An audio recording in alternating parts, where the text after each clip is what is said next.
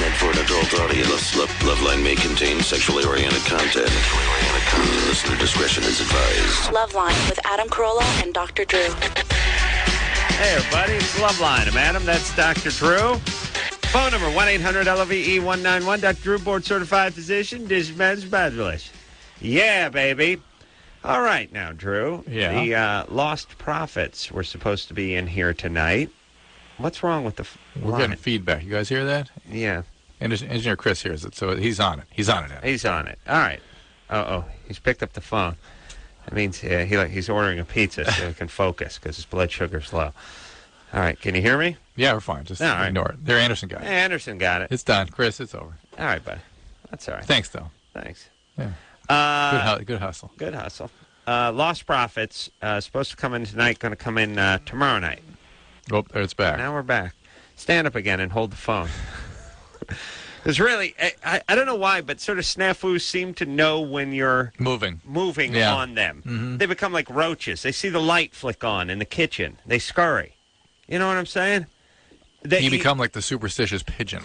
Yeah. Which is a famous Skinnerian experiment. We just had random food being sent to the pigeon. The pigeon started going through all these random, bizarre rituals in order to get the food, when in fact it's being reinforced randomly. It's random. Yeah. Right. But you think you're controlling it So you somehow. start going through increasingly bizarre and elaborate rituals. Yeah. Look, Chris now. Chris got the one elbow up, the phone, hand on the phone. Pull one nut out and turn counterclockwise.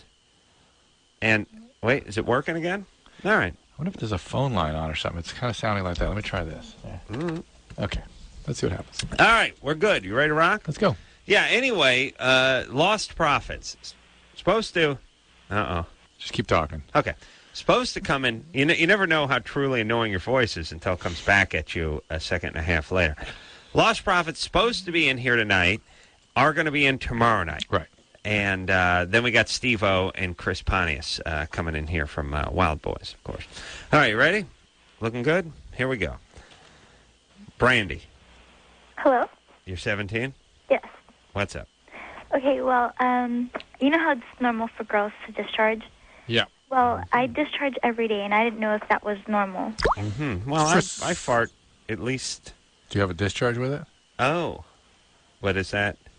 Are you telling me that's not farting? That's not farting. Oh, my God. Discharge implies sort of a liquid. Oh, my God. All these years. Yeah. Wow, Yeah. I was wondering why people were talking about it. Why it's sustained so openly with nicely, the too. doctors Huh? And why what?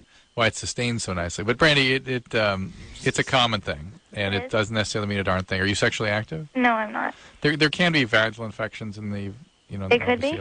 Well, there can be vaginal infections that can add to increased discharge and funny smells so and there's things. Nothing. It's definitely nothing to be worried about. Well, Okay. every day? Yeah. Some women have daily discharge. Are you heavy or overweight? Excuse me? Are you overweight at all? No, I'm not. I'm actually really thin. Okay. Isn't that going to... And it's like a nose that never stops running. Do you know what I mean? You would know what that is. That kind of a problem? Not necessarily. Oh, Is it what color is the discharge?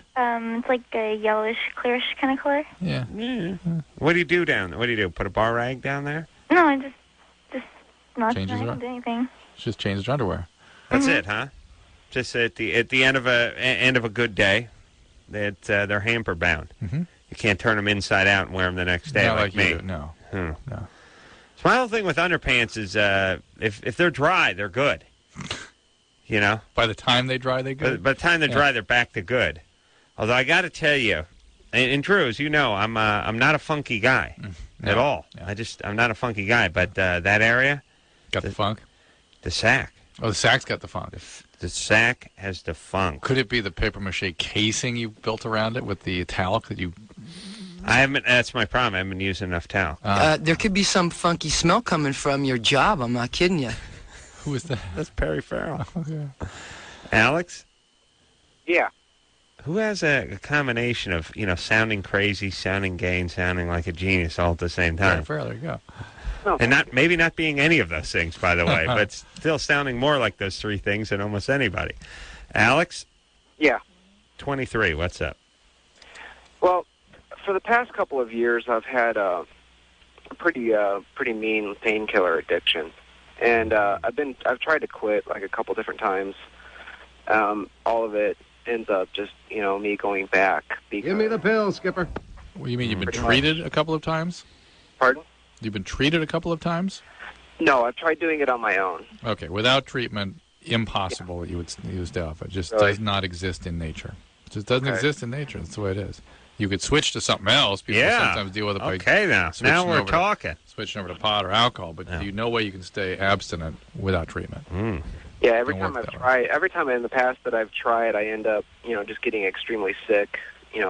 Like Even if you could get through the withdrawal, which no one ever does as an outpatient in my experience, even if So you get what- through that, you still would go back 100% of the time. So what is there that I can do to? You have kinda to go to a hospital and get treated. It's a serious What will they condition. do? They will treat your addiction. It's going to take a few weeks and you're going to have to make this a priority in your life for the next 6 months or so.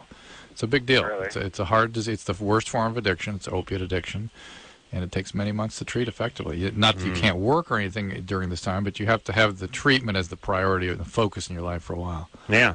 What's the worst addiction to try to beat? Opiates, painkillers. Opiates, yeah. painkillers.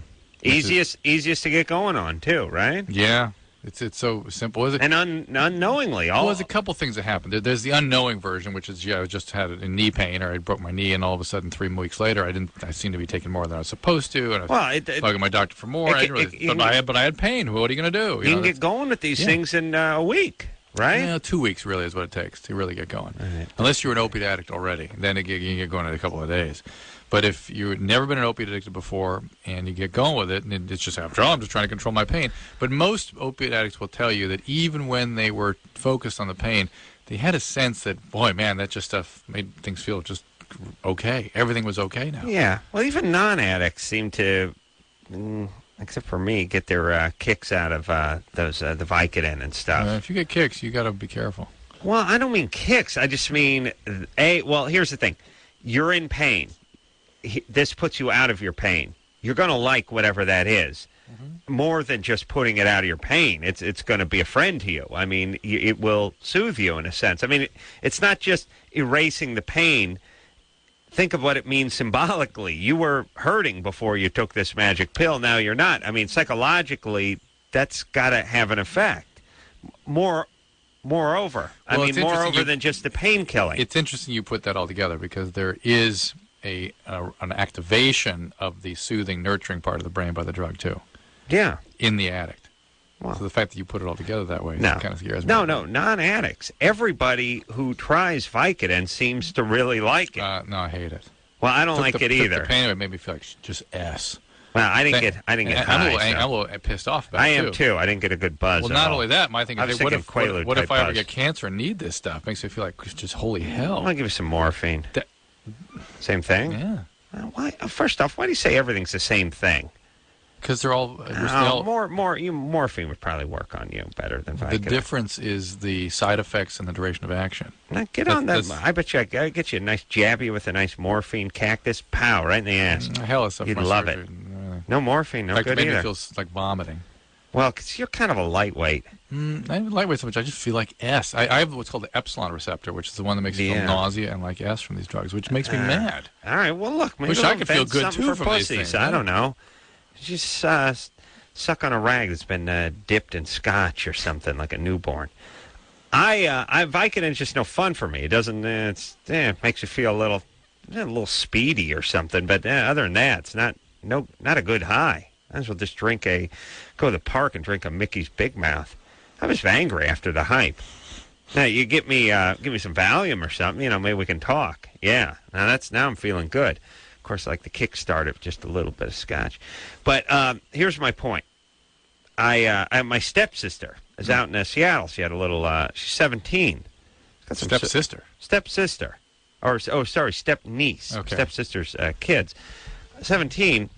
Just got some kind of mysterious illness. I don't even know what it is, but had to take Vicodin for 2 weeks.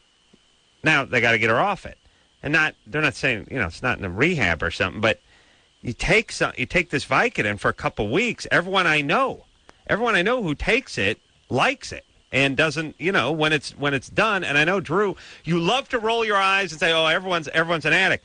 I don't know anyone who's had it for a period of time that doesn't miss it when it's time to go away. That's you hang out with anyone who's not an addict? Shut up, Drew. Be fair. But everyone I know, you jackass. Well, first of all, everyone. Not me. Everyone. Not you me. don't like anything because you're a control freak. Not everyone. And you can't handle being out of control, so you go nuts. You can't be altered. Not at all. You'll freak Not at all, out. because the Valiant addict stuff, I'm that's talking to you about this. Wait a minute. Jesus Christ, we can't have a normal exchange on this because everyone's an addict. That's not what I'm saying. It's all you say. It's all you ever say about this. You have always said that you hang out with addicts. That's all you've always said. And I've never said that. I've never said that. I've never said that. All right. Then you've never said that. That's fine. I ever hang out is with addicts. What do you say about the guys? I have one friend who got in trouble with drugs. That's it.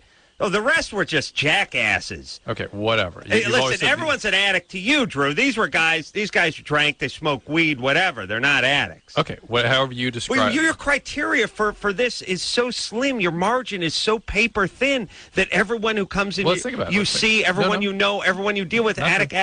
You don't leave yourself open to anything. It's unrealistic, your criteria. Let's stay focused. It's not true. Criteria, it affects 10% of people. So it's 1 out of 10. Very true with you. It's 1 out of 10. It's very common.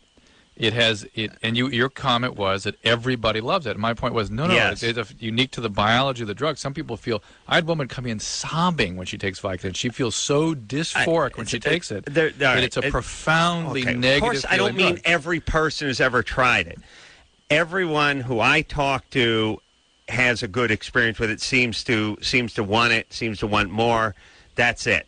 Okay. Everybody. Why do we have such a huge problem with it? Because nobody likes it? Or everyone's an addict? Which is it? I mean, is everybody an addict? Where is the problem then with it? With non-addicts? Everybody who comes across this drug seems to take to it. If we have a huge problem with it. Yes. Who is manifesting the huge problem? People who ingest the drug. And become addicted to it. That's all I'm saying. So they're all addicts. Everyone that becomes addicted is an addict. Okay. Drew, but somebody who's had no history of, you see, now people haven't had a history of anything for 45 years who bruise a tailbone snowboarding are addicts. Everyone's an addict now. No. That is. Drew, you know you do this. It's ridiculous to have an exchange about it. Hey, guys. Yeah. I was taking 18 a day for a while. Yeah. And I was a speed addict before that. I did speed every day for about 2 years. Yeah. And I hate Vicodin now. Hold on, who is this? This is Anderson, Jack. Oh, you hate Vicodin, but you always talked about how you switch from one to the other, which is what I was telling the other kid he could do.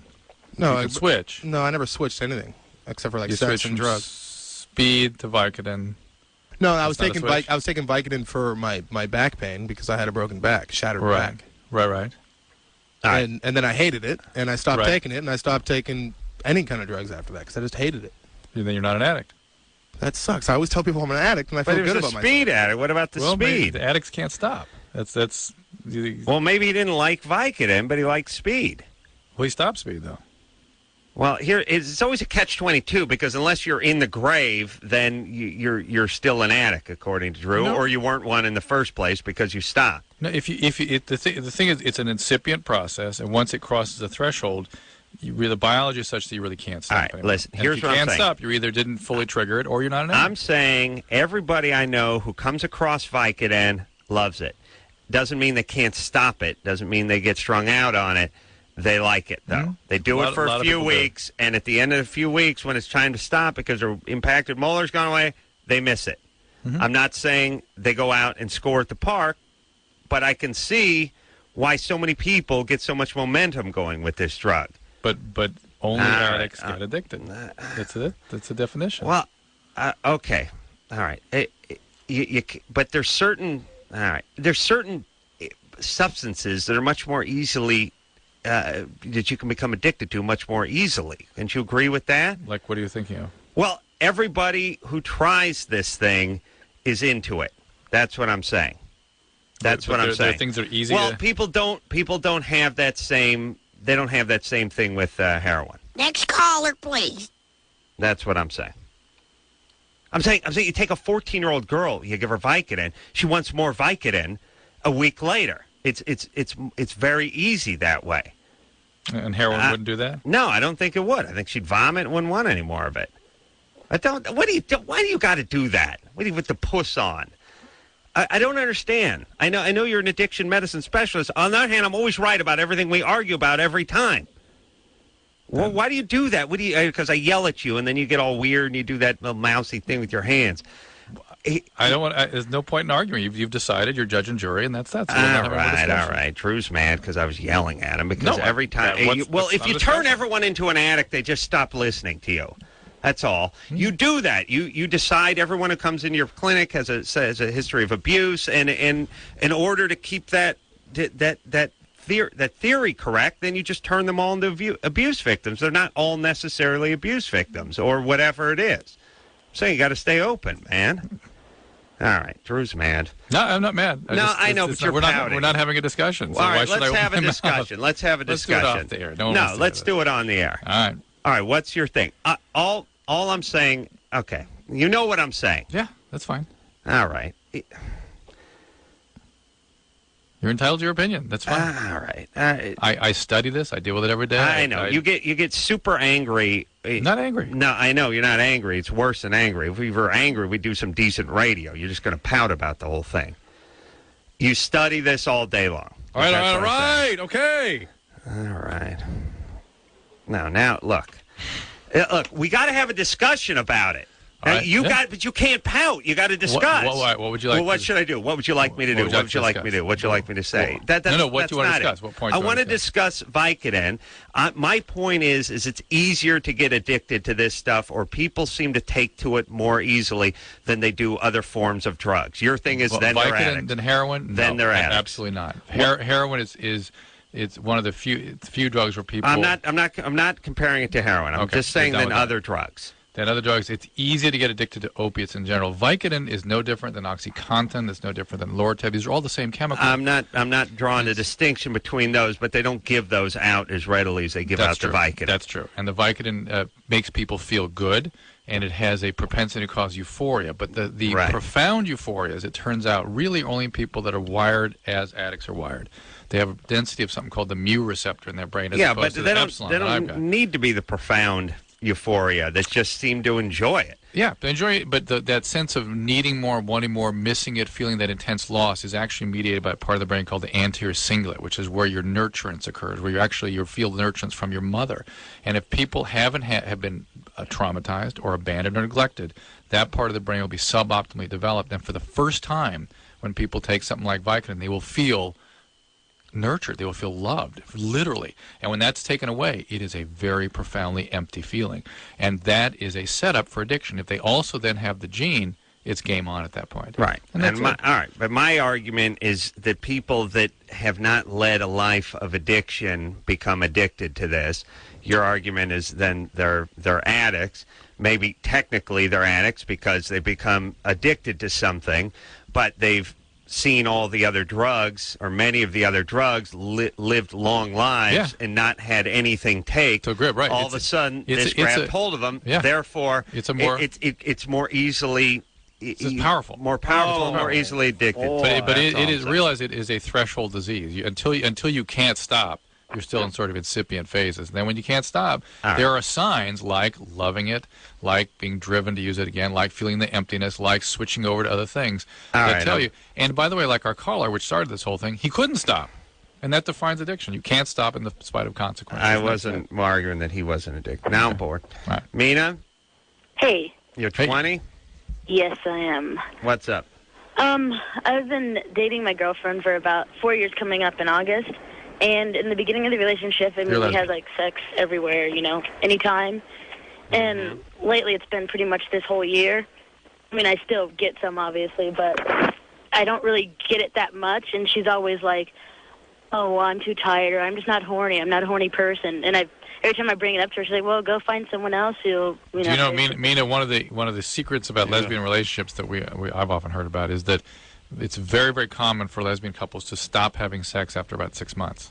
Are you serious? Very common, yeah. Yeah, well, not for the dude in the relationship, and that's you. No.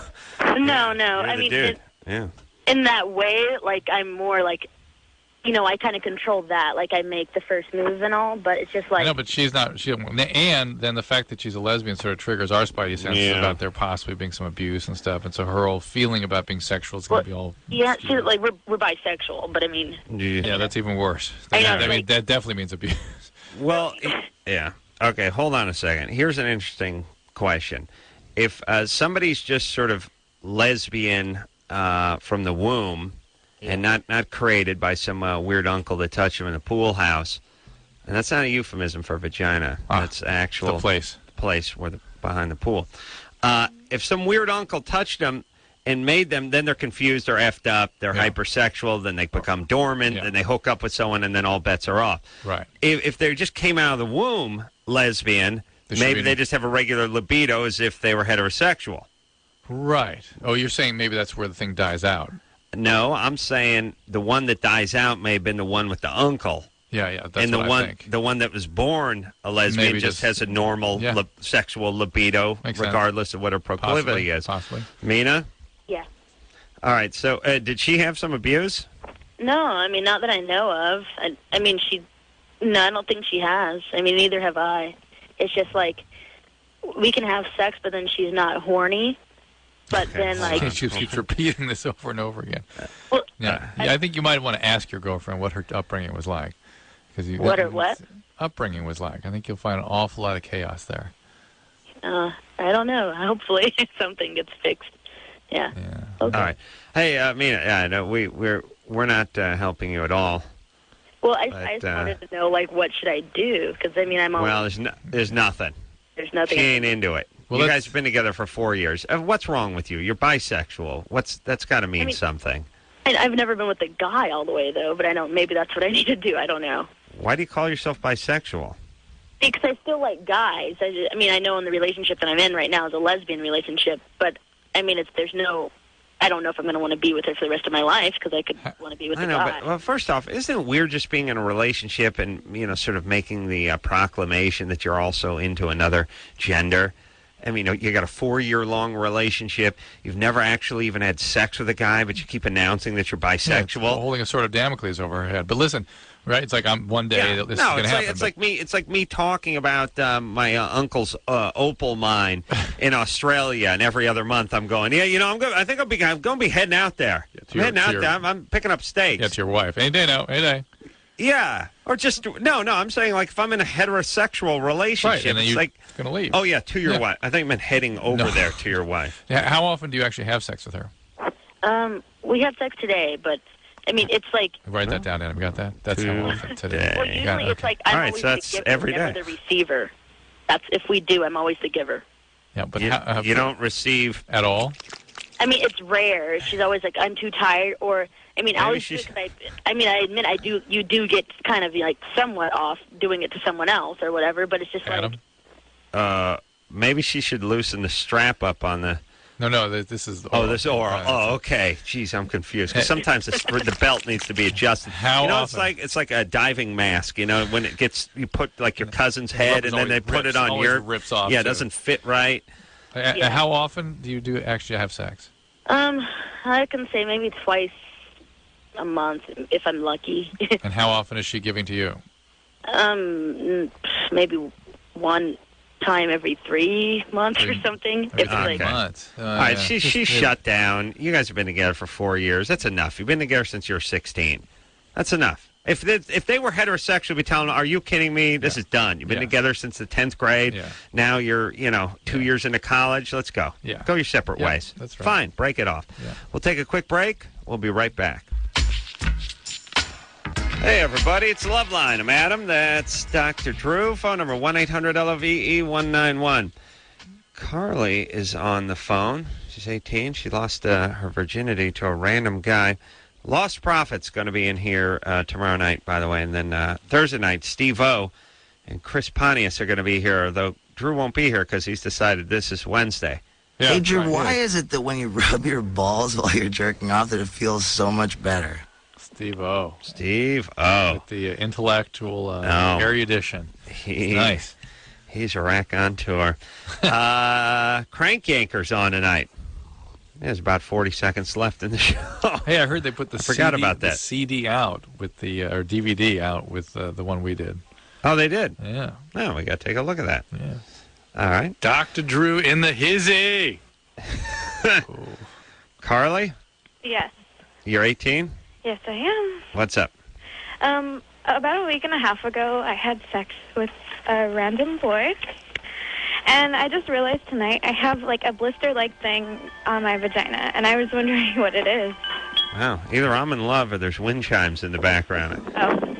Really Please tell me you heard here. that, otherwise I'm in love. It's really windy out here, sorry. Oh, okay. So, yeah. Well, stop talking, Carly. Hold on a second. Okay. Let's hear those wind chimes. Oh, you want to hear the wind chimes? Wow. Sounds like, Mr. Wizard is out there. Why don't you head back? Are you smoking? Yeah. You want me to go inside? Yeah. Well, you can finish your butt. Okay. I'll go All right. inside right now. All right, head inside if it's windy. Okay, inside. Okay, so you lost your virginity a week ago, and now you have a blister on your vagina? Yeah. Blisters or herpes, if they burn. It doesn't burn. It might yet open up, ulcerate, when it does start hurting. Well, so we'll see. Did you guys... Who is the guy? I met him at my work. I kind of knew of him. He works at a local tattoo parlor. Sure. Oh, that guy. That guy would... How could a guy like that have herpes? No way. Tattoo guy? No. Yeah. No way, Carly. Where do you work?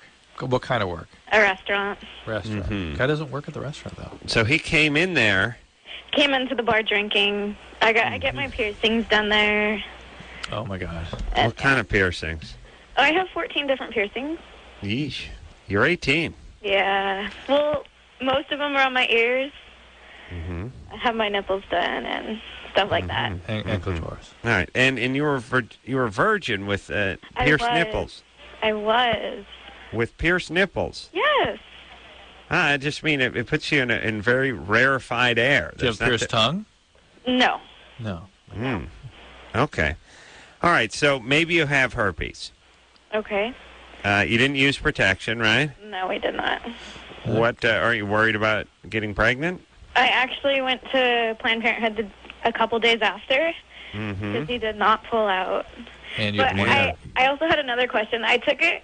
You know how you're supposed to take it 73 hours later? I took it about 78 hours later.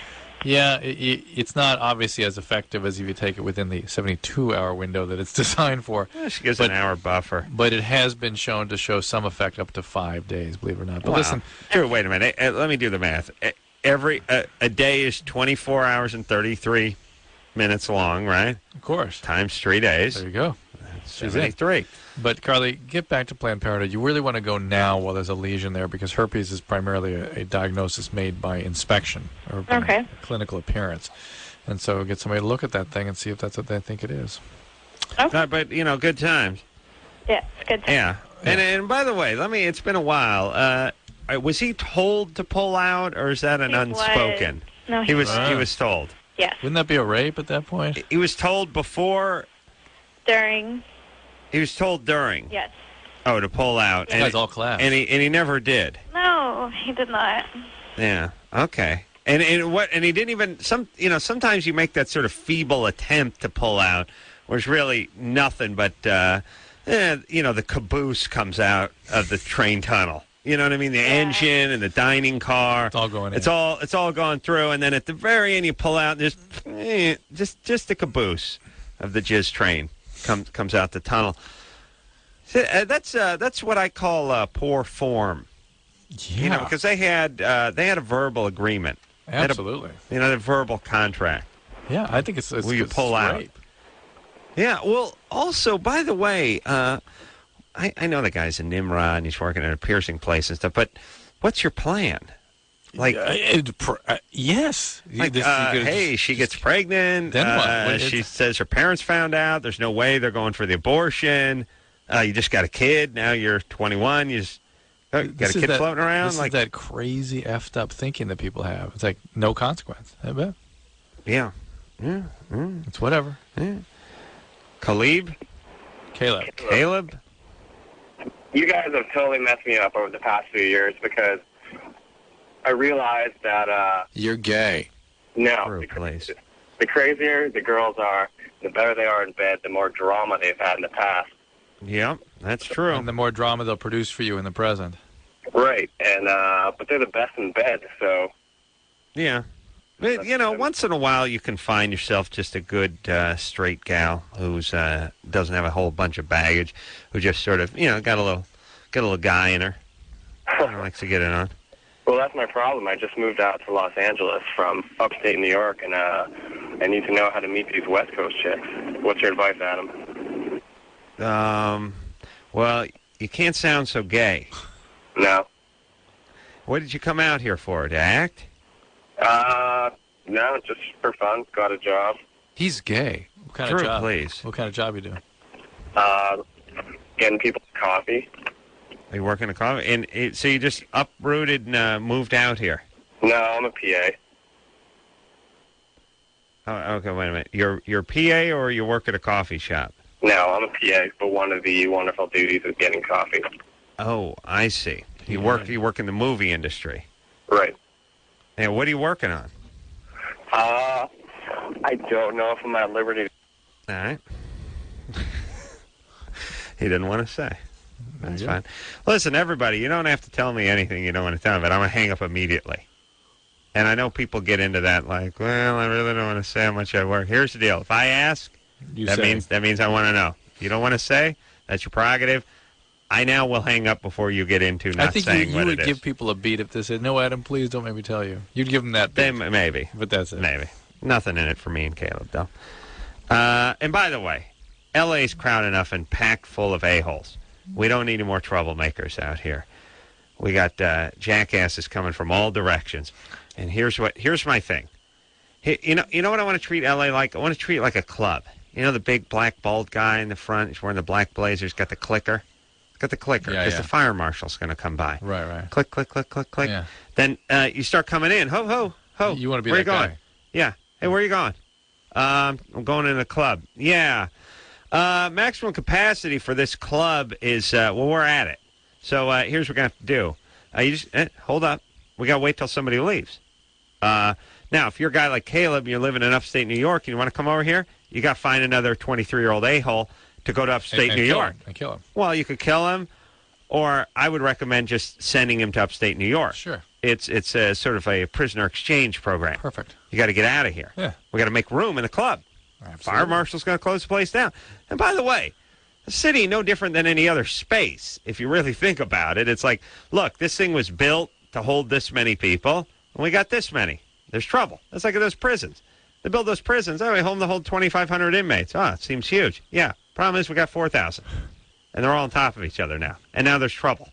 There's fighting. Of course. Yeah. All right. That's all I want L.A. to be. Is it really just every a-hole from every part of the country is to just come here, nail our chicks, and sit on our beaches and clog our freeways? Our women. I think the freeway is really the problem. Rape our women and rape our diamond line? Yeah, rape your left turn lanes. But look, why can't we? I know it's a political thing, but when one city becomes more crowded than other cities and has little troubles with the infrastructure and things like that, can't we sort of say, look, we're gonna have to give some incentives to? Or how about giving people like some sort of entrance fee? Yeah, to move here, or at least an exam or something to support the infrastructure. Yeah, here's the deal. If this was an apartment, we don't need any more of your stoner friends flopping on our futon.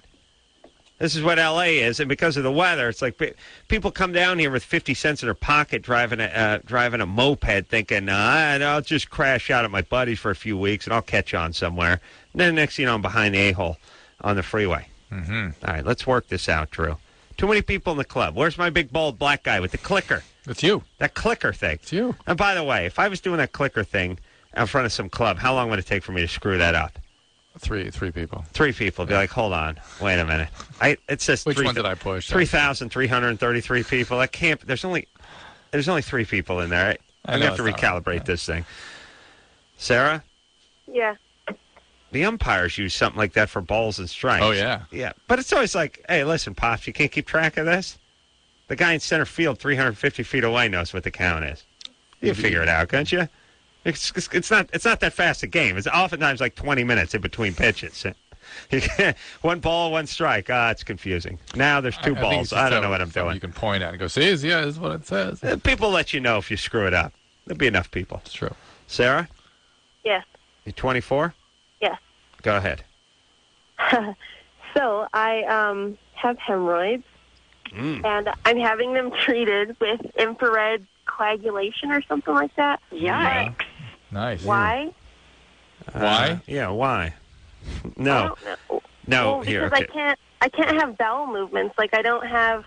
It's ridiculous how long... Well, not that I always sit on the pot long, but nothing comes out, and I am, like, gaining weight because I eat food, like breakfast, lunch, dinner, not excessively or anything, but... Hold on. What were those meals again? Breakfast, lunch, dinner. All right. How In that unusual. order? Generally.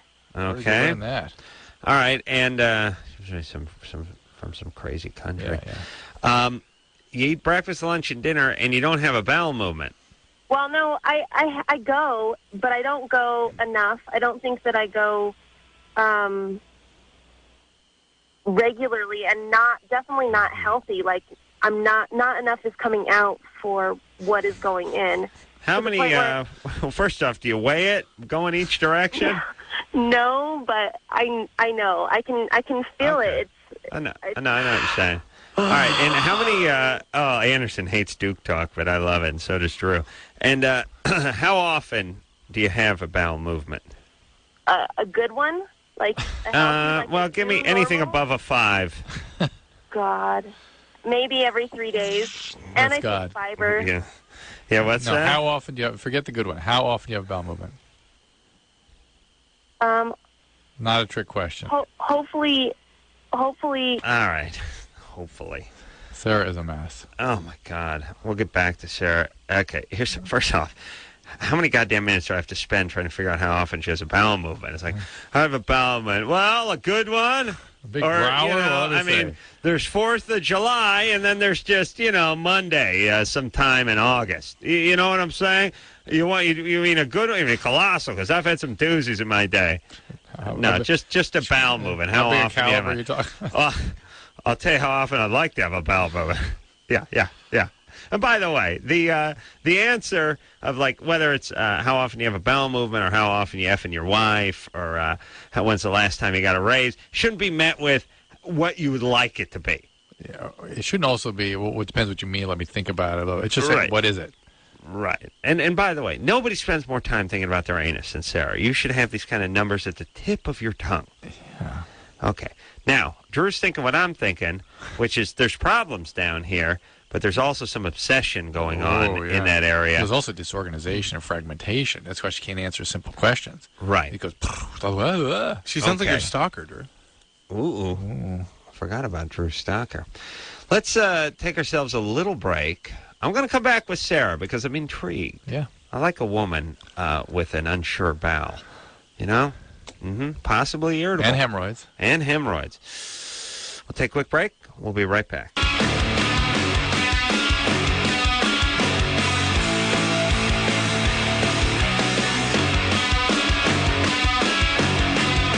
Hey, everybody, it's Loveline. I'm Adam. That's Dr. This is my song. Ladies hear this song when I'm heading into the bar, walking in slow motion, boots moving, looking like John Travolta in Saturday Night Fever, That's with the image slicker. You have in your head. Slicker, yeah. It's a slicker look than that. Yeah. I agree. But as I look down, I look over my sunglasses. Hot chick, bartender, gives me one of these, gives me the fist, She knows what I'm drinking because I got a drink, you know what I'm saying? And I'm moving in slow motion. And everyone knows. I mean, guys looking up from the pool table. Hot chick. Men fear me. Women lust after me. And the bartender, the guys at the pool table, and the women who lust. Yeah. See this. No. Untrue. I refuse to believe that this is what they hear, Drew. It's what they see.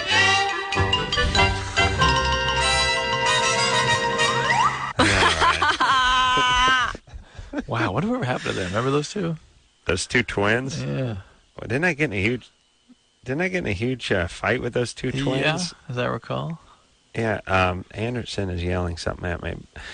The two twins. No. I know. We're talking about the two twins who laughed. Who laughed like that. It used to be, what's his name's girlfriend. Oh, that was before I was even here. Yes, long before that was it. That was Nelson. The Nelson twins. Oh, Nelson. Nelson twins. But it was also, they had a tape of... Wait a minute. Was that before you were there, Anderson? No, actually, they were on after that, but that's not the girl that laughed. That has nothing to do with it. But I they're know the ones...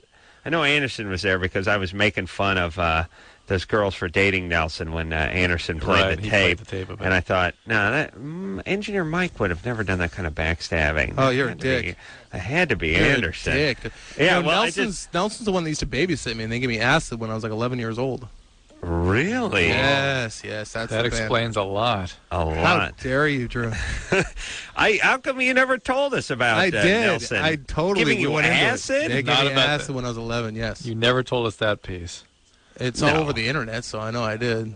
What about... What's all over the internet? That story, because I was asked about it on the street by a friend who I hadn't seen in a long time. They're like, you never told me about that. And I read about that on the internet. I'm like, oh, wow, I guess I talked about it. I didn't know.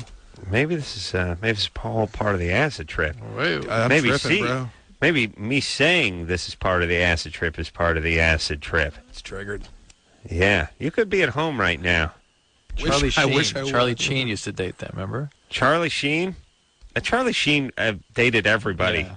But remember they had tapes of him or something? Remember that weird?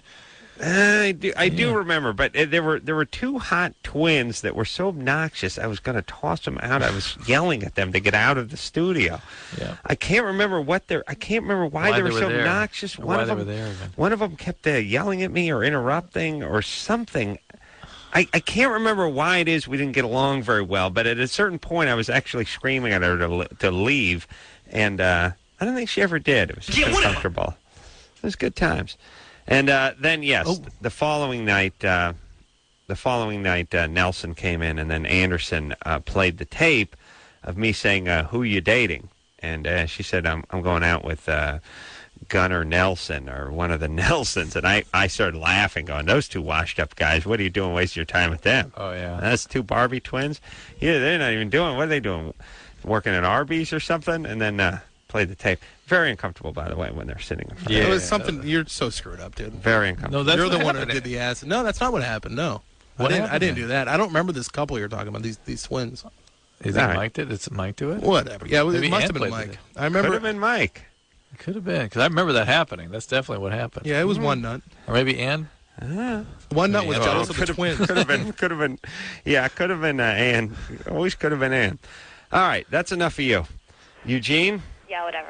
And by the way, bowel chick dropped off in the middle of our Nelson conversation. So we never did get to the bottom of her record. So to speak. Eugene? Yeah. You're 25. Yeah. You masturbate 15 times a week. Maybe about 10. 10? All right. Not a big problem. 10 times a week for a 25-year-old? 1.5 times a day, basically.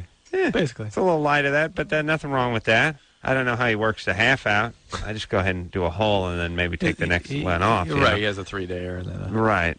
But are you having some irritation? Yeah, it looks like I'm getting like rub burns. Okay, you know when a guy gets circumcised and there's all that fleshy tissue right below the head, and it's not as smooth as the rest of the shaft, but that fleshy tissue. Now, all that seems to be getting all reddened and spots and stuff now. It's not herpes or anything. I've checked into that. But it seems like it always seems to hurt after I masturbate. It starts getting red again, and I wonder if I'm squeezing too hard, if I'm not using the right stuff. You know, I don't know what it is, and I don't know how to... All right. By the way, people talking like... if they stop moving their mouth, a spike is going to hit them in the ear or something. Right. I got that fleshy skin you have at the end of your penis. I'm not going to stop and talk with it because I use the KY, but I checked into the Herpes. It's like, okay, just hold on. So he has some irritation. He has irritation. He's using whatever he's beating using. off quite a bit. Maybe it checked into the herpes, but that's a very hard thing to diagnose sometimes. Well, here's the thing. Okay, why don't you give your penis half a day off? Yeah. I was going to say a day off, but half a day off would be a 50% improvement. And don't use whatever lubricants you've been using. Use something else. Use something else and let it, don't use Prel. Maybe dry. Don't use dry. Prel. Can you imagine that? Try dry. Do not use Prel. And let me tell you something about you dry guys. Smart. The lube guys, you'll be a slave to the lube. You will become a slave to lube. So basically, you get dry. You can go anywhere. It becomes like you're a smoker, and everything's great. Then you got to get on a 14-hour flight to Taipei, and all of a sudden you're going nuts because you got to have a cigarette in your hand. That's what the lube is. You become a slave to the lube. Yeah, it's bad. Yeah, you got to start bringing it with you. You're going camping. You're going in for a long office meeting or something. You got a long day. It's finals at school, whatever. Yeah, got to bring the lube. Got to bring the lube. All right, we're going to take a quick break. Chris, he knows what I'm talking about. Bring the lube, Chris. But he has lube hidden between his car and the studio in case he has to stop. Yeah, it's only 200 feet, but he's actually stashed lube. Yeah, that's tough. We'll take a quick break. We'll be right back. Hey, yo, it's Loveline. I'm Adam. That's Dr. Drew. Phone number 1-800-LOVE-191. Lost Profits in tomorrow night. And then Steve-O and Chris Pontius will be in here on Thursday night.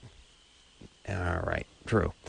Let's go to the phones and speak to Holly, who's 21. Holly? Hi. What's doing?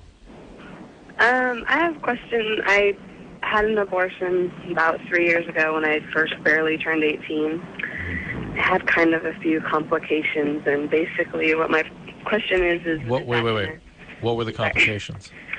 Okay, what happened was they told me, all the stuff not to do, no heavy activity. I had it done. 2 days later, I went to San Diego to visit a friend, and I was totally fine. There was no bleeding, anything.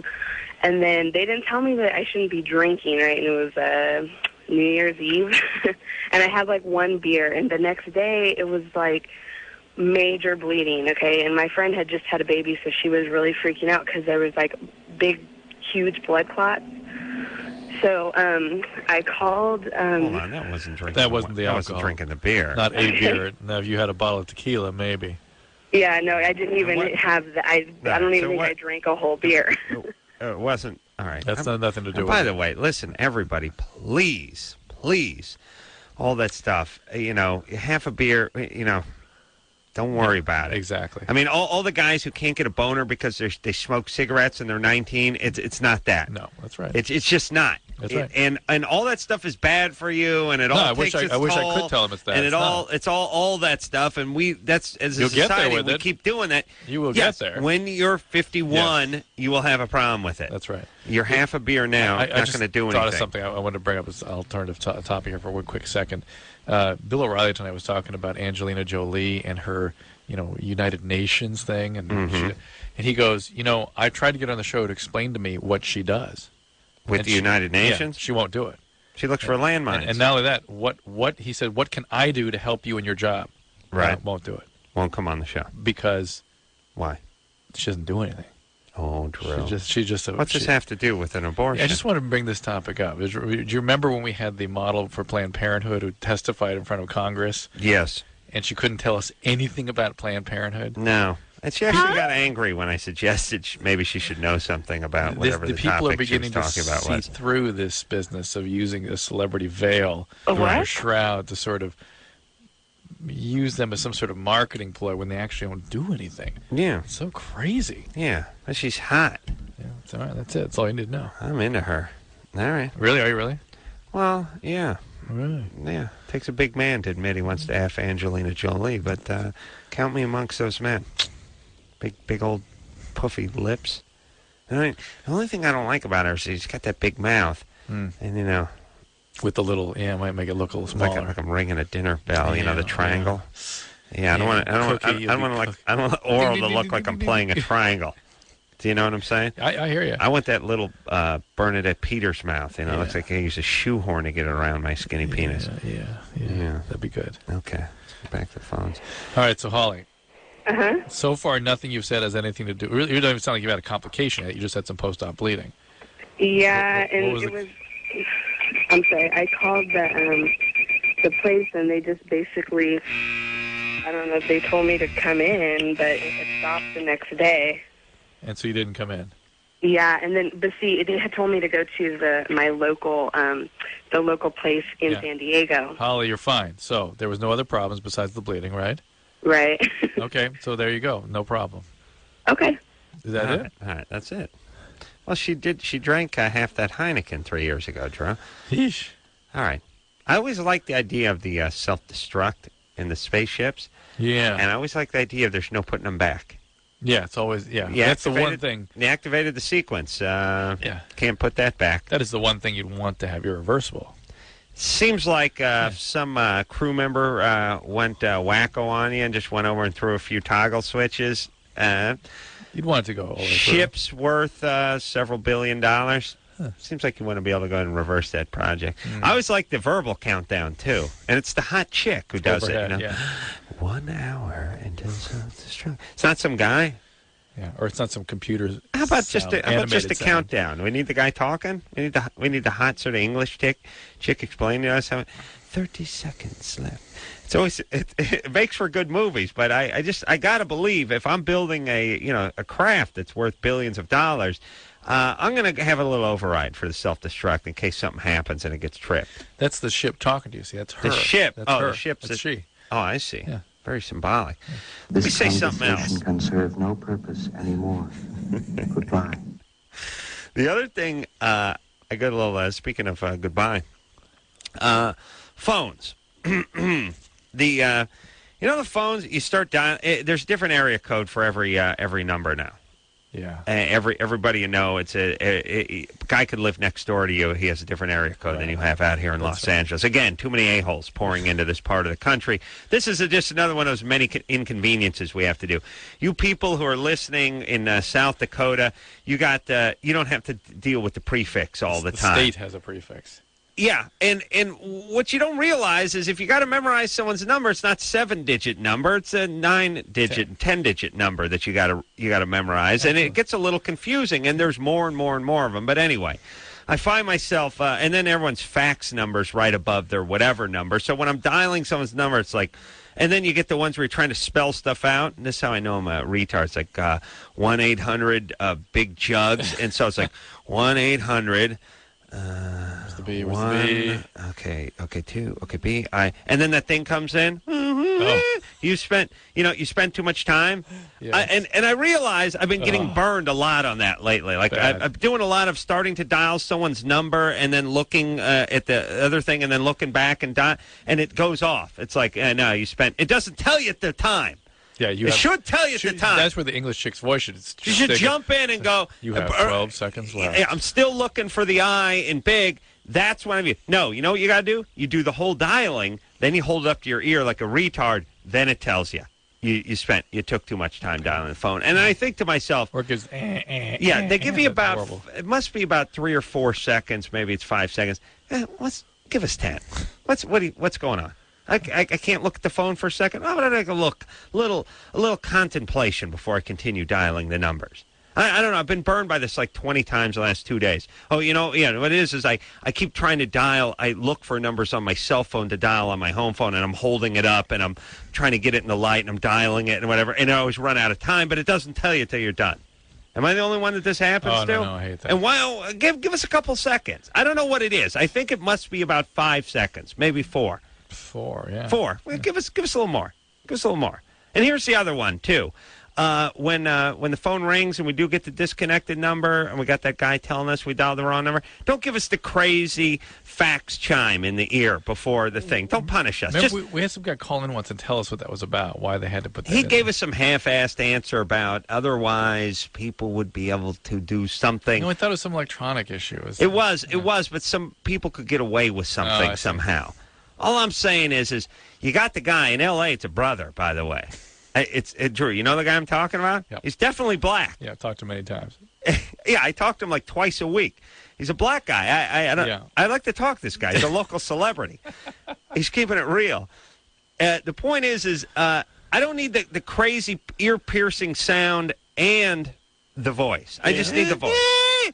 Yeah, I don't need that. I just need the guy going, you made the wrong number. And by the way, if he's telling me I have to dial the wrong number, I'll take his word for it. I'm not going to start arguing with him. Then they also have a repetitive, crazy busy signal sound. It's not busy signal. It's not that benign one. Yeah. It's that aggressive one. Right. Yeah. Oh, my God.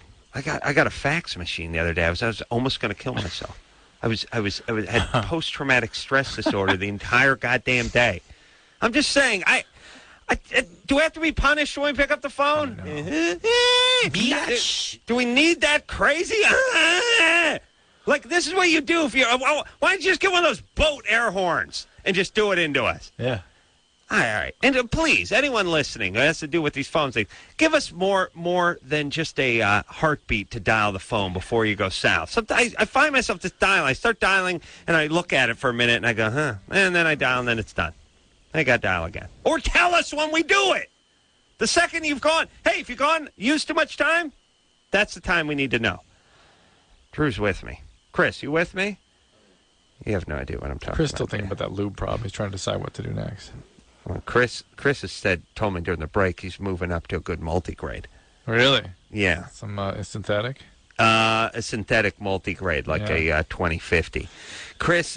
Engineer Chris can't look you in the eye when you're talking about it. Well, he has trouble looking at you. Chris says he uses a good synthetic. He'll go with a good 30 weight during the summer or during the winter months. You know what I mean? When it's a little colder and it becomes a little more viscous. During the driving season or the jacking season, as he calls it, he goes dry. He'll go dry just in like May, and then he'll step into a good multi-grade a 2050. Yeah, we're here. Like I said, he's looking at synthetics. He's looking for a sponsor to step up, and he's even thinking about additives. Andrew? Yeah. You're 16? Yeah. What's up? Yeah, I had a question. I heard somewhere from a friend that you guys have said something about vitamins that you can take to help straighten out your penis. Mm-hmm.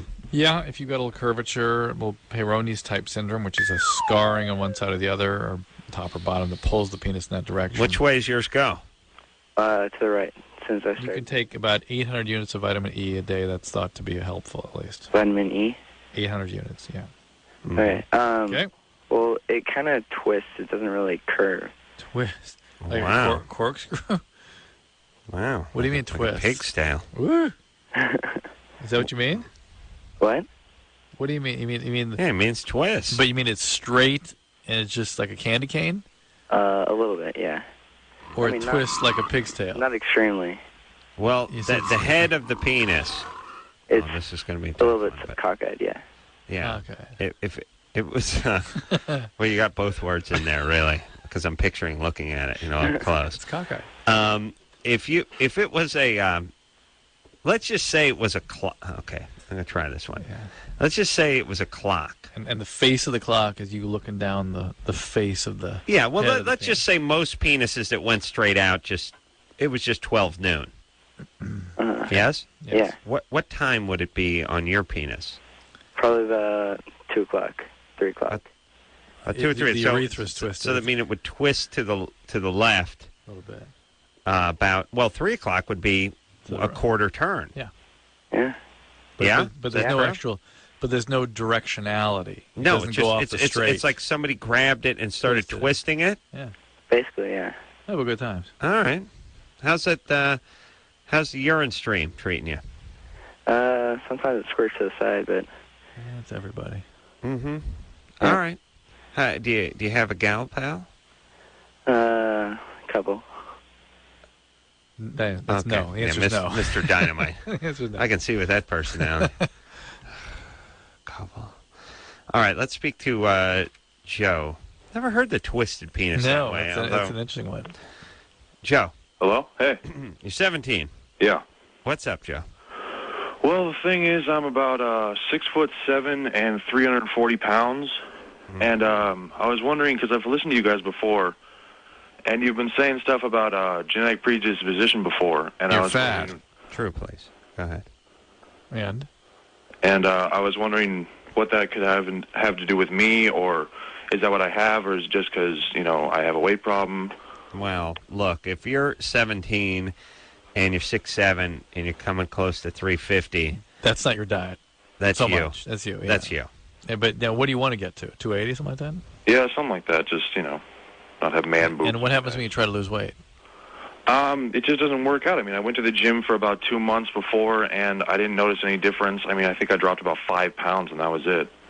Right. No, you have to change your diet. Yeah. You have to dramatically Clip reduce your toenails. You lose 5 pounds. That size. I've been doing some interviewing with people that lose dramatic amounts of weight, and I have found something terribly interesting that I didn't expect, which is they each get to a point where they start doing crack. No, where they get disgusted. They experience disgust at themselves or how they look or the struggles they've had. They just get disgusted, and at the point at which they actually experience disgust, they can make change. They go ahead and tolerate the hunger, and they really reduce the calories rather substantially. Yeah. And things take care of themselves. But you're gonna be hungry for a few months. Well, what about that Dr. Phil? He's got a book. He's a genius, that boy. He's a jackass. Oh, well, he tells you got to stop eating so much. He's good. great. Exercising. Well, look at him. He's not real tone either. So he goes 255, 260. But he's got such a huge brain. You have to have... let me tell you something. When you've got a brain the size of a vase, you have to have a pedestal that's sturdy enough to hold it up. You know what I'm saying? Yeah. Yeah. Hey, Joe, are your parents big? No, not really. No, they're not tall? Oh, yeah. Well, my dad's 6'5", my mom's 5'11", but they're not overweight. Do you play... you don't play football? I'm going to next year, yeah. You'll lose some weight there, but you got. No, by the way, you're going to next year. You're 17. Yeah. You're going to play football. You're never played before. 6'7", 350. I played it once in middle school, and I just didn't like it that much. But everybody's saying I need to because they have nobody on the team, I guess. So they just take one look at me, and everybody's like, "Hey, you should play." What do you mean you didn't like it so much? It's hard for me to imagine that. I played it, and it wasn't really fun, but. I needed to lose neither Adam weight. nor I can process that. Well, football's not really fun. It's just sort of challenging and rewarding and whatever, visceral or something. You like it. Well, but it's like, I don't know, effing isn't fun. Per se. Well, Drew is a man of exquisite passion, but I don't mean fun in your life. I don't mean fun. I'm saying like even paintball. It's not fun. Yes, it is. Yeah, but it's not fun to get shot, Dr. Drew. Yeah. No, even then, it's fun. That's fun. That's an interesting thing. We differ on this. What is fun to you then? Football is intense, but it's sort of rewarding. It is intense. But first off, football practice is nothing but running in the hot sun in pads and doing, pushing a sled and dragging a truck. Although sometimes tire. I found that fun too. Good scrimmages and tackling drills. Get some good sticks. Yeah, once in a while. But 90% of football is just but deal with the fact that I am tire around. That's him. To me, you've named the most fun things I know of. So I did that intentionally. What is fun for you? Let's see. What's fun? Well, to me, if it's going to be fun, it can't. There's got to be. There's too much involved with like, let's say, football. Maybe even effing. Maybe even paintball. See, for fun. Like I would have fun. If you have to get off your ass, no fun. It's not that. It's also I mean, you can't. First off, you get injured. You get.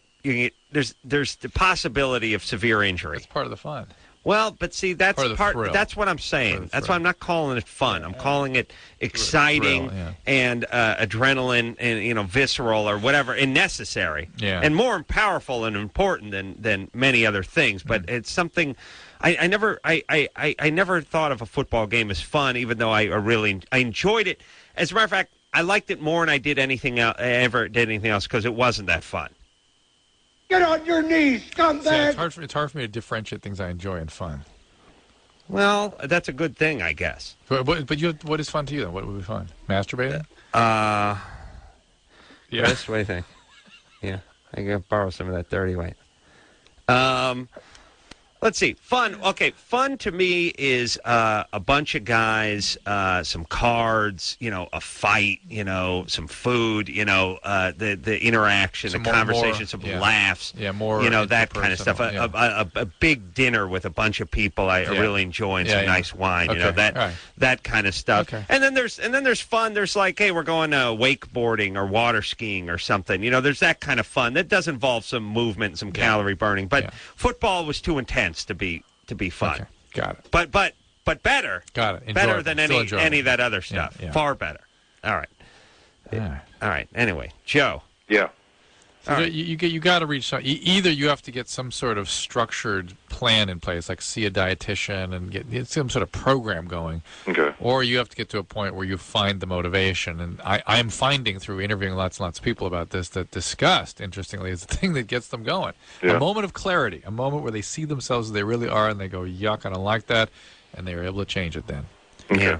All right. Well, Joe, I mean, here's the deal, too. You're going to have to work harder than most people. Yeah. For a while. You may even have to make a life out of it. But go see a dietitian. Okay, thanks, guys. Start, right? All right. Yeah, good times. And let me just say this about this dieting. I know we get into it from time to time. Some people are fat, some people aren't. It's pretty much their genetics. Pretty much. At 17, it's pretty much their genetics. I mean, you look back and see these kids at age 5 and they're fat.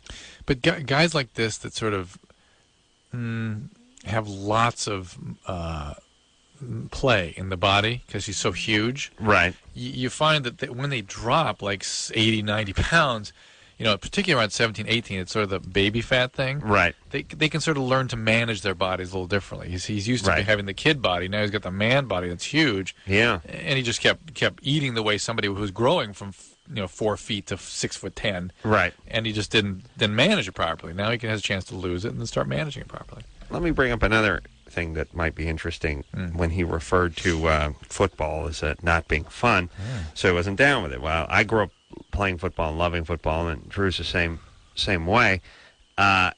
He called it not fun. I called it not fun too, but better than fun for me. More important than fun. Yeah. He's the kind of guy, but here's the thing. You got to be able to take some guy yelling at you and you doing some push-ups out in the sun kind of thing if you're going to play football. If Joe is wanting to lose 100 pounds and might he be can't... a good reason to do it, you mean? No, I'm just saying he doesn't look at these things as a challenge. He looks at them as no fun, and therefore he doesn't want to participate in them. It's going to be hard to lose weight if you look at, eating a salad, no fun. Going to the gym, no fun. Running on a treadmill, no fun. Yeah, it's not fun. Yeah. And if you're if you're only just doing stuff that's not fun, or you have difficulty doing stuff that's not fun, you're going to have a hard time losing 100 pounds. Yeah. To start getting used to that. Yeah. All right. Take a quick break. We'll be right back.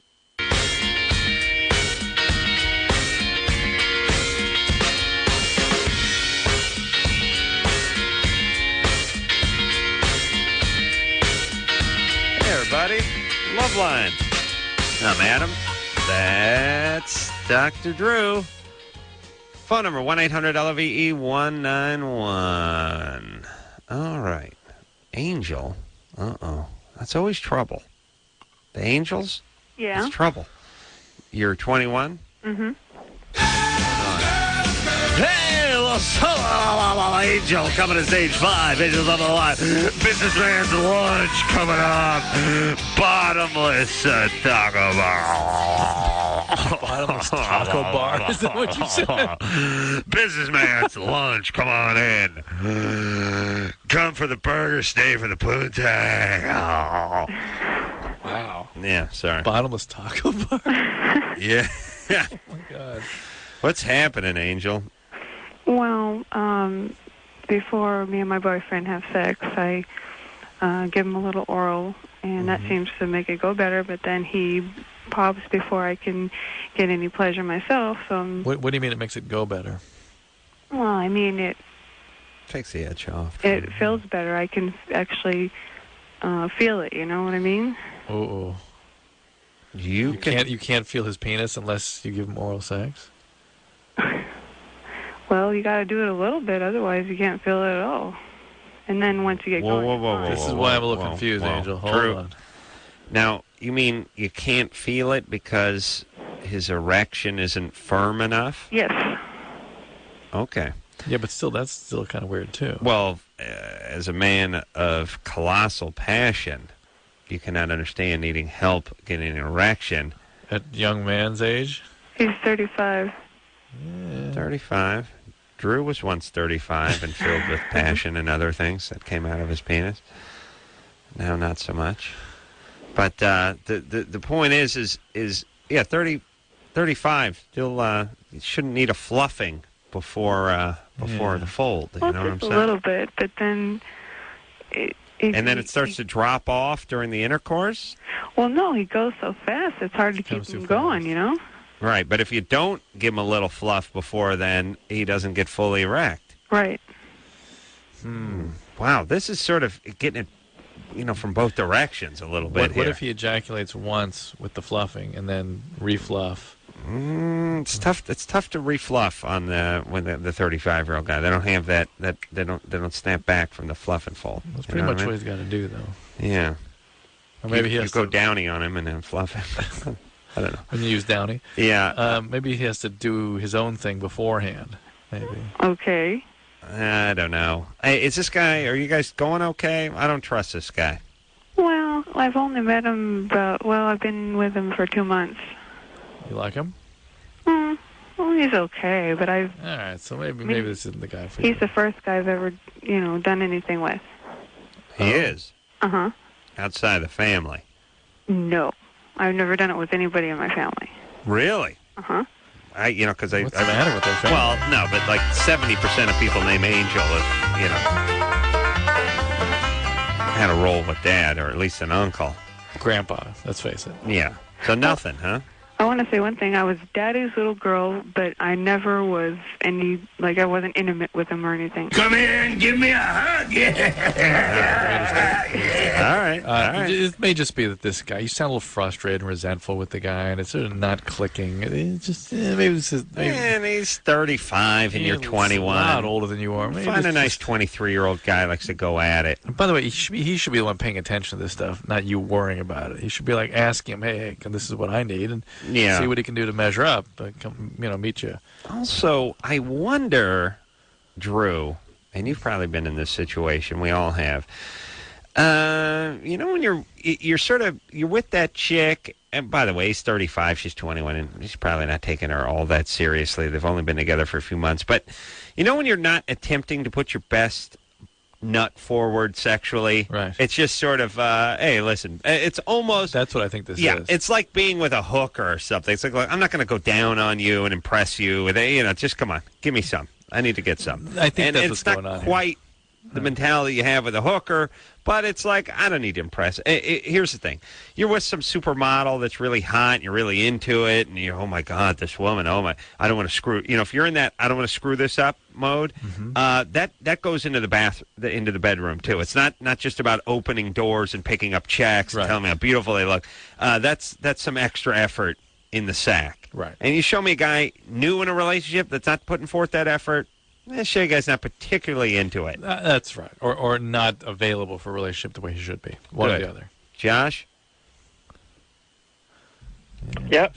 You're 20? Yeah. What's up?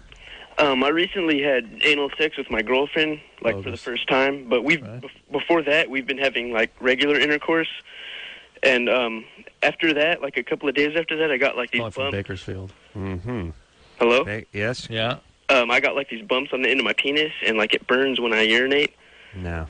And I don't know what it is. I haven't gotten in to get any kind of testing or anything because it's just been Why haven't you? Because it's just come up in the last few days. I haven't really had time to schedule any appointments or anything. Adam, something shows up in your penis and it hurts CMP. Are you getting airlifted or are you Medevac. waiting for Medevac? Yeah. I go with the Huey chopper, pull me out of there. Yeah. Josh. Mm-hmm. We're going bogus with this call. Bogus? Bogus. Why? You ain't selling it, brother. It just, you got that bogus tone to your voice. It's not working. My voice? All right. Now we went from bogus. Whatever. Now we went to super bogus. Okay. You want to go to mega bogus? Go. Because we're heading for the bogus round. All right, buddy. We don't believe you. Sorry. All right. It was a nice try, though. All right. All right, thank you. I liked him. He sort of respectfully bowed out. That's good. Yeah, and look, I like that. That's fine. I like when a guy he gets tagged out at home plate. It's not that close, but it was close enough. But he's not going to argue it. Just jog back to the dugout. You don't have to argue everything. And by the way, I want to say, I rarely take my hat off to our callers, but I can't wait to hear what you're going to say. The bogus callers have been copping to it. Yes, for the last many months. Many months. And here's the thing, everybody. This is part of a sort of sacred alliance that we have with you, the bogus caller. And we can't reach out and become blood brothers with all of you or have you sign some sort of contract. It's an unspoken. It's no attorneys involved. This is just an unspoken agreement that we have that you go ahead and try to make your bogus call. If we bust you, you got to cop to it. Otherwise, it ruins the whole bogus thing. Yeah. It's like a Marco Polo game. Right. We're counting on you keeping your eyes closed. There's no game when you're cheating. If you keep your eyes open, you never get caught, but you never get... It's not part of the game. No game, then. Yeah, and people, really, you got to understand that, everybody. Marco Polo. There you go. That's how it works. Fish out of water. Yeah, that's the other thing, too. If you get caught, if you're out of the pool with the fish out of water, you're out. You can't just jump right in and be quiet about it. Right. All right? Yeah. All right. So that's fine. And you guys, for the most part, will honor that.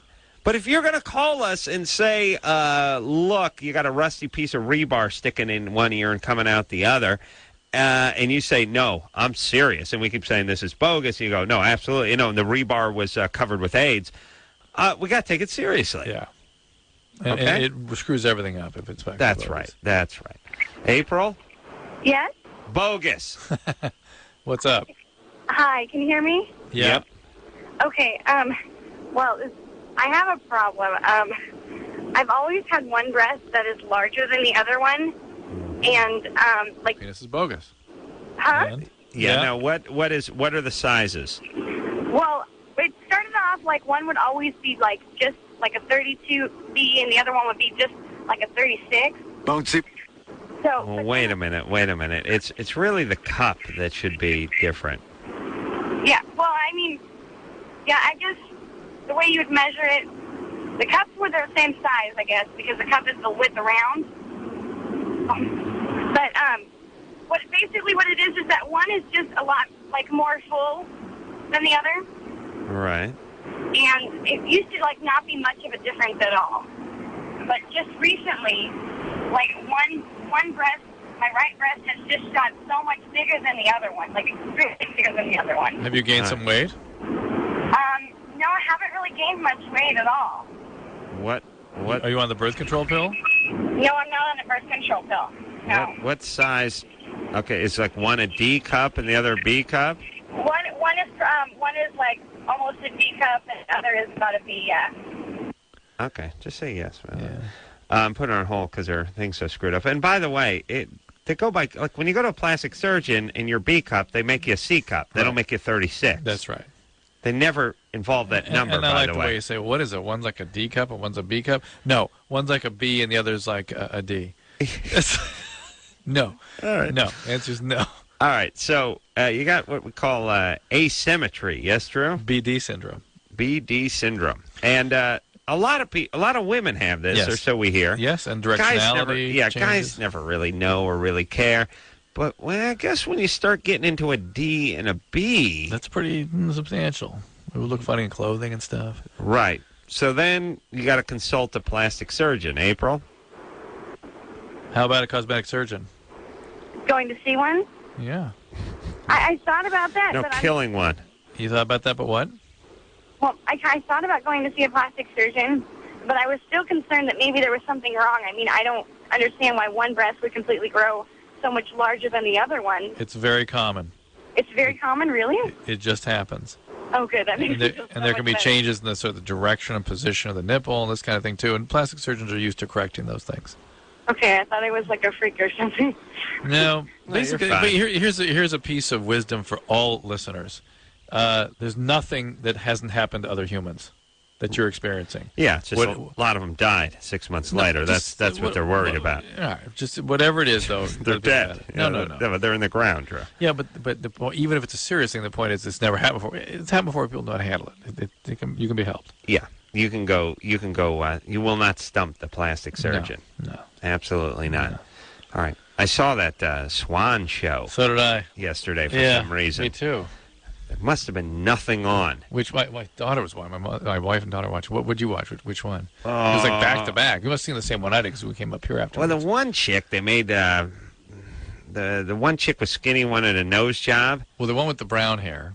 Except for they dyed her eyebrows and her hair that sort of orange color, so she looked like some Middle Eastern chick selling jewelry. Well, on that was the other one. That was QVC. the other one. Yeah, I didn't like that. Yeah, listen. Look, I keep these fags away from these chicks' hair. Look, I'm sitting at home. I'm a carpenter, for Christ's sake. I got to sit around and go, look, there's the orange brown, the orange hair. They're not good. Is there a reason you thought of the swan? Just because the plastic surgeon? The plastic surgeon made me think of the swan. Well, the other thing was the girl that they redid before the one you're talking about had breast asymmetry. Oh, she did? Yeah. She did. And what did they do? They bring one up? They didn't seem to correct that. My wife was very bothered by that. Really? They didn't seem to correct that part. All right. I like the part where they don't get to see a mirror. My whole thing is I'll get a whitehead every third or fourth day that if I don't get to a mirror, I'm going to walk around looking like an idiot. You know what I mean? Yeah. Like, here's my deal would be, look, I don't need a mirror, but you got to tell me if there's some broccoli in my teeth or I got a nice big whitehead or something. Somebody's got to work on you every day. Yeah, I need like a little spider monkey with a sharpened stick. Look at a piece of bamboo that's been carved to a razor-sharp point just sort of going at me. Because I'll get like an ingrown hair in my beard or something, a whitehead, I'll be walking around like an idiot. That's a weird show. That's why I can't go on Survivor. Yeah, I know. Get a crazy whitehead, walk around I'd go home and watch it and be like, oh my God, 22 episodes, big whitehead on my forehead, no one said anything? Right. All right. It's a good time. Yeah. Yeah, that Swan is a weird show because the people are effed up. The contestants, yeah, that's one thing that bothered me is you're going to see a therapist in 3 months and we're going to correct a personality disorder. No. And how about their interpersonal stuff? Yeah. The one woman that kept going after her philandering husband. Yeah. The guy's a sociopath. I'm in love with him. Yeah. What? Oh yeah. The brother man. Yeah, he'll be back now. Believe you me when he sees her. I like my favorite part of the Swan last night is when he was they were talking to the plastic surgeon. They were all a little bit nutty. And again, here's the plastic surgeon nut versus the guys who do the gender reassignment and that kind of stuff. It's it's nutty. It's the difference between the chicks who do porn and the ones who dance at the topless bars. Yes. Like Marcel, a little bit nutty. The ones that do gender assignment, these are the ones doing the hardcore porn. Right. You see what I'm saying? Yes, There's degrees of nuttiness in the doctor world. The guy said he's going to use his plastic surgery to unlock her natural beauty. And I thought to myself, what do you mean? You don't unlock someone's natural beauty by taking a saw to their nose. That's not natural beauty. You're giving him collagen injections. We're gonna unlock her natural beauty. What? That's that whole sort of. It's inside. It's inside. We're gonna get to it. Well, I also get to that beauty. I always like the way it's tough when they have very, very difficult, emotionally disturbed patients. They're like, they're kind of emotional, and we're gonna make them happy. We're gonna hold them, make them feel confident. It's like, somebody's acting out here. Come on. We're going to unlock their natural beauty by cutting several yards of flesh away from their abdomen and sewing that gaping trach hole shut they're born with. It's their natural beauty. We'll unlock it. Take a quick break. We'll be right back.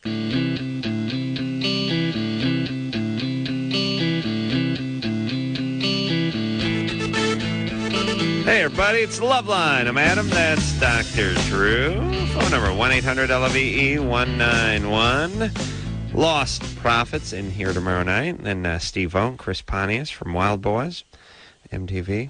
I guess that's on MTV, right? I think so. I think I get hip to the scene, Drew. Yeah, hey, Drew, why is it that when you rub your balls while you're jerking off that it feels so much better? I haven't noticed that. Can't wait to have him back again. Well, just, 48 short hours. Yeah. Closer to 46. Let's speak to Jeff, who's 15. Jeff? Hey, Adam. What's happening, buddy? My girlfriend, she goes to my mom's church. My mom's Mormon. Mm-hmm. And, we met and I asked her out, but her parents don't like me because I'm kind of into the punk stuff. You a Mormon? No, God, no. Okay. But your mom's a Mormon. My mom's Mormon. She makes me go. 1,000% batting average on that. Yeah. She makes you go? Is that what you said? Yeah, like she threatens to take my computer and stuff out of my room if I don't go with her. What about your dad? My dad works in the oil field, so he's never home, really. Is he Mormon? Well, was that you? That was me. Oh. Is he Mormon? No. Dad is not. Are you a Mormon? No. All right. First off, tell your mom she takes that computer out of your room, you're just going to be beaten off in the entry hall. You know what I mean? Or wherever she puts it. Yeah, let me just say something real quick with that, all you people moving out and roommates and parents threatening and stuff like that. I remember that, it was a big deal. Like, hey, the VCR's going in my room. No, it's going in my room. No, the DVD player's going over here. No, it's going over there. Let your roommate take it, because your room will become Jack Central. Put it in the bathroom. Put it in the bathroom. Come on, let's get with it. Let's call a spade a spade. Look, what's it for? When is Sony just going to come out with a yellow DVD player? They've done it with the portable phone, the cameras. Call it Jack, the waterproof DVD player. It's actually a pack that you can wear on your back. It's battery operated. It takes 6 D-cell batteries. You actually have... You have a fold-down 13-inch flat screen that also doubles as a blast shield. Blast shield. You can go anywhere now. You walk around. That's totally self-contained. Strapped over your shoulders. Over the shoulder. Yeah. It's like a parachute pack, but on the front. About this. Yeah, it's about the size of a good knapsack. Yeah. Except for weighs 72 pounds. So it's beefy. What do you care? And you hang it over your shoulders, and you take the 13-inch plasma screen or LCD, and you flip it down. Yeah. And it's got a carousel back there. It holds 400. Operate with your tongue. You blow into it. It's like Christopher Reeve's wheelchair. You just and it knows the difference. You blow it one way. That's fast forward and so on and so forth. And it's bright yellow. You take it to the pool, take it to the beach, into the shower, wherever you beat off. It's completely waterproof. I'm just saying they do the phones, they do the cameras, they do the video cameras, they do everything now. We kidding? Just do the yellow one. The Jack Sack. The Jack Sack. It goes with you. Yeah. Stand out in the sprinklers and beat off during a hot summer day. Jeff? Yeah. I hope you're writing this down. Oh, I am, man. I am. I take every word you say as truth. Thanks, buddy. That's scary. Thanks, buddy. Yeah. Okay, so now, girlfriend Mormon. Can't date you. Girlfriend right? Mormon. Her parents don't like me because I'm kind of a scary-looking guy. Are you Mormon? Why don't you tone it down a little bit? Oh, I did. I mean, I quit wearing my jacket and my boots and stuff, and I tried to tone it down for her. But we talk over the internet a lot. Yeah. And Drew, you can print the stuff up after you're done talking with them. You print the kids' stuff up, you mean? What'd you say? Yeah, like you print up your kids' stuff when they're done talking to their friends on the internet. Oh, that's what we do. Oh, yeah. Well, her parents got a hold of and it's a message me and her were having. I mean, it wasn't anything bad, but it was like, because her parents won't let her talk to me on the phone or anything. So how bad was it? Was it anything? No, it was just like an alibi for her, like what to call me on the phone, like if her parents asked me talking to. All right. Yeah. Well, how about this? Do you have a good relationship with your mom? Yeah, I'd say so. Could you send her in on your behalf? I don't know. Yeah, this sounds a little sitcom-y, but how about saying your mom? And look, by the way, that whole punky thing, not a great way to go as a 15-year-old. Here's the thing. It does get the chicks, because it gets the chicks that are sort of angry at their dad and whatever, rebellious and trying to piss their parents off. Ironically, you succeed in pissing their parents off. Then you don't get to see now it's catch-22, because the reason you got the chick is because the chick's parents are Mormons. They're oppressive. They're dragging her to church. She's going to pay them back by going out with a guy who's going to anger them, and therefore mission accomplished. Yep. It's interesting. Now, here's the thing, Drew, though. Still better from just a sort of how much tang are you drawing in high school quotient. Still better to go the punk route and sneak off and meet the chicks than to put on the bow tie and not meet any chicks. Ironically, the parents would love you. And listen, I wasn't a nerd in high school, but parents liked me more than their daughters did. You don't want to be in that position. Do you know what I mean? That's why all your parents, your friends' parents blamed you for the trouble they got in? Well, There was an element of that. Yeah. Yeah. I actually did have, during parent-teacher meetings. My parents never attended those, which is a good thing. I never told them. But other people's parents would go, and they've actually told other people's parents that I was in too close a proximity to their child, and that's what's happened to them. Listen, all you teachers I had, kiss my hairy rich ass. Go back to your crappy one-bedroom apartments and your Chevy Citations and contemplate suicide just one more time over that frozen Salisbury steak Hungry Man dinner or whatever you can afford with that crappy salary of yours, please. You no good hooligan! I'll be going back to one of my homes and one of my cars. I haven't decided which one yet. Yes, Drew? Yes, Adam. All Let's go to break. Let's take a break.